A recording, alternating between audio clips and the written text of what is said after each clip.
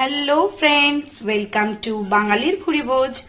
আজকে তোমাদের জন্য নিয়ে চলে এসেছি একদম রেস্টুরেন্টের মতন পালক পনিরের রেসিপি।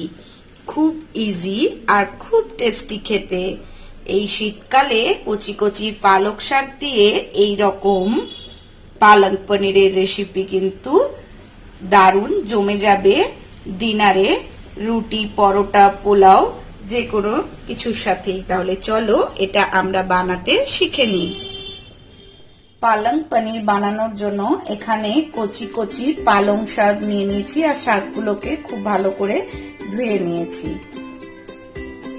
এখানে আমি জল গরম হতে দিয়েছিলাম। এর মধ্যে এখন 1 চা চামচের মতন একটু চিনি অ্যাড করব। যেহেতু পালং শাক একটু নোনতা হয় তাই চিনি দিলে এখানে এই নোনতা ভাবটা একটু কেটে যায়। এবার পালং শাকগুলো এর মধ্যে দিয়ে দেব।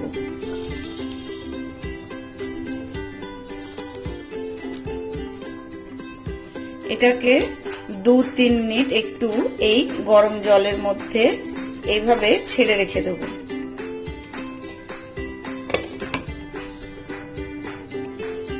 দু 3 মিনিট হয়ে গেছে।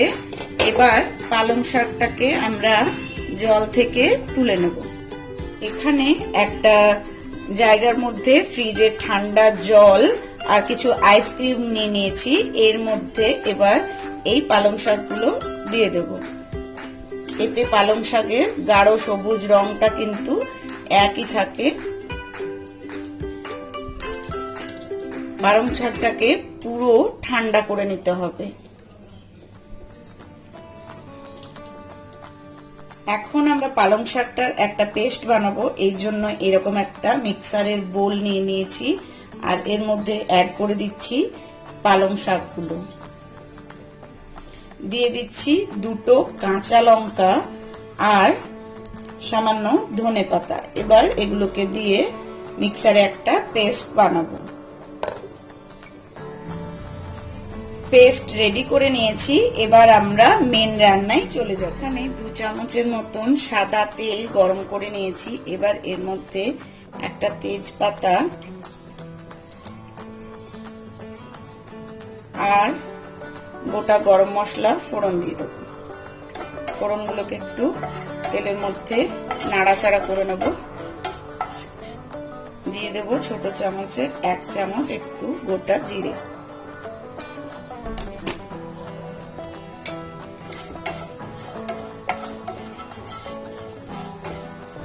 ফোড়নটা ভাজা ভাজা হয়ে গেছে।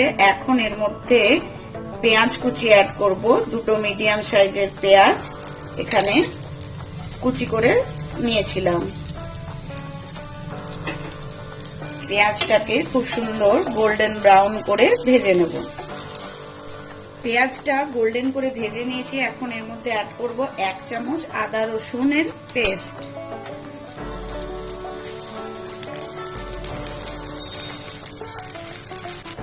এখন এর মধ্যে অ্যাড করে দেব একটা টমেটো।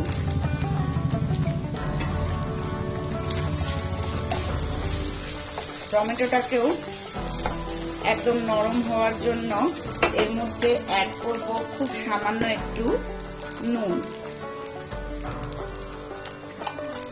আর এটাকে চাপা দিয়ে দেবো 2 মিনিটের জন্য। চাপাটা খুলে টমেটোটাকে একবার চেক করে নেব। টমেটোগুলো নরম হয়ে গেছে।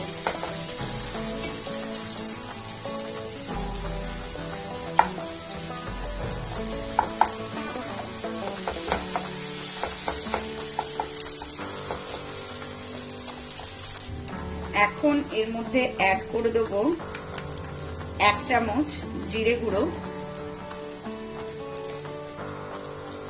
1 চামচ ধনে গুঁড়ো, 1 চামচ কাশ্মীরি রেড চিলি পাউডার, সামান্য একটু হলুদের গুঁড়ো। মশলাগুলোকে ভালো করে একটু মিক্স করব।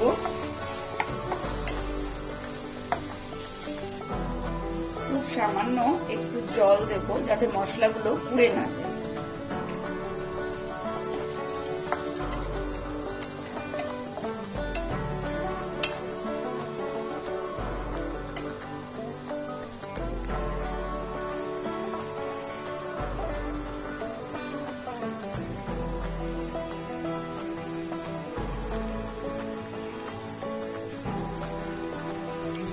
মশলাটা কষানো হয়েছে, থেকে কিন্তু সাইড দিয়ে তেলটা ছেড়ে বেরিয়ে এসছে। এখন এর মধ্যে অ্যাড করব বেটে রাখা পালং শাকের পেস্ট।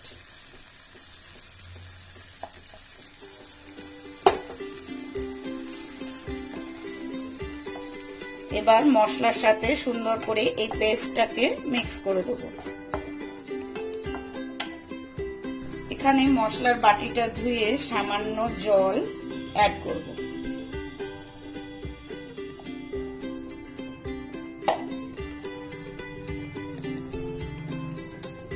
এবার আঁচটাকে লোতে রেখে এটাকে ভালো করে কষিয়ে নিতে হবে।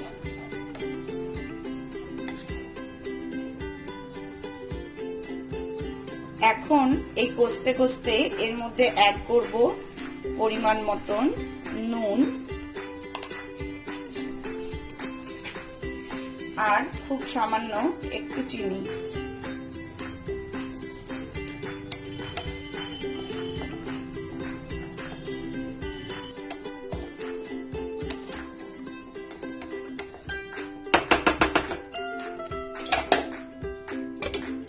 এটাকে একটু কভার করে 2 মিনিট রান্না করে নেব।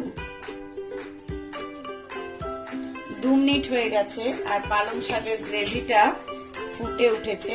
এখন এর মধ্যে ভেজে রাখা পনিরগুলোকে অ্যাড করব। আমি এখানে পনিরটাকে একটু বড় বড় করে কিউব করে কেটে নুন আর হলুদ দিয়ে আগে থেকে ভেজে রেখেছিলাম।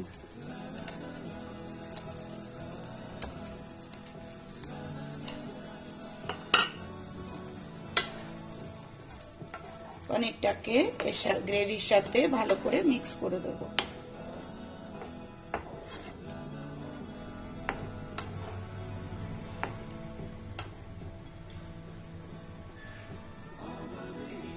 এখন এখানে 1 চামচ বাটার অ্যাড করে দেবো আর চাপা দিয়ে এটাকে 5 মিনিটের মতন রান্না করব। 5 মিনিট হয়ে গেছে আর আমাদের পালং পনির একদম রেডি। বাটারটা মেল্ট করে গেছে আর খুব সুন্দর একটা স্মেল আসছে।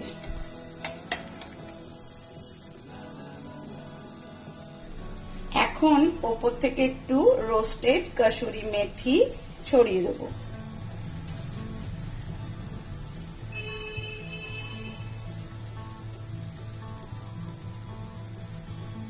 এটাকে একটু স্ট্যান্ডিং টাইমে রেখে আমি সার্ভ করে দেবো। লুচি, পরোটা, নান সবকিছু দিয়েই কিন্তু খেতে দারুণ লাগে এই পালং পনির।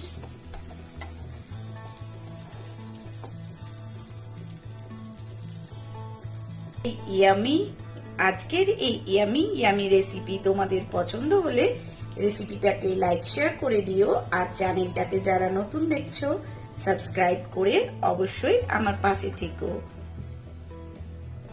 আজকের মতো টাটা, দেখা হবে আবার ওই রকম কোনো সুস্বাদু একটা রেসিপি নিয়ে।